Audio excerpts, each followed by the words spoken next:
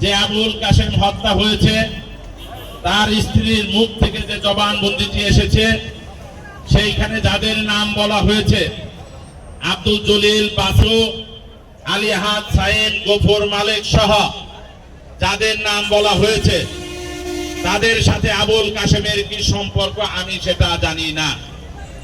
সেইখানে রাতের অন্ধকারে বা যেভাবেই হোক খুন হয়েছে, যাদের নাম বলা হয়েছে আমি বলবো স্পষ্ট ভাষায় তারা কোন দল করে সেটা মুখ্য বিষয় নয়। যারা এর সাথে জড়িত তাদেরকে অবশ্যই আইনের আওতায় এনে প্রকৃত বিচারের মাধ্যমে দোষীদের অবশ্যই শাস্তির ব্যবস্থা করতে হবে।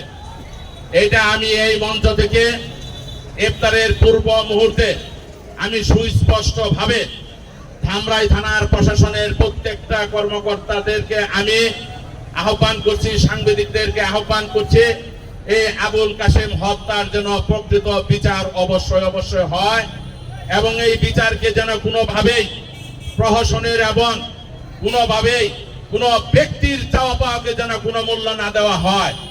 আমি আজকে অনেকের বক্তব্য আমি শুনেছি, সেইখানে যুব দলের নাম বলা হয়েছে।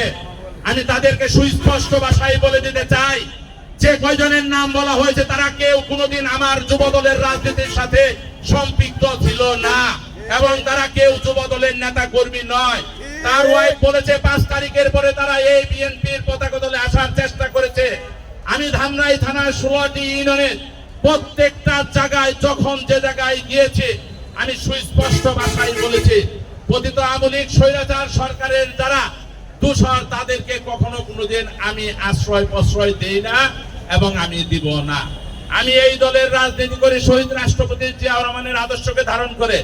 আমি রাজনীতি করি আমার নেত্রী বেগম খালেদা জিয়ার নেতৃত্বকে সামনে রেখে। আমি রাজনীতি করি আমার নেতা জনাব তারেক রহমানের নেতৃত্বের প্রতি আস্থা এবং ভালোবাসাকে বিশ্বাস করে।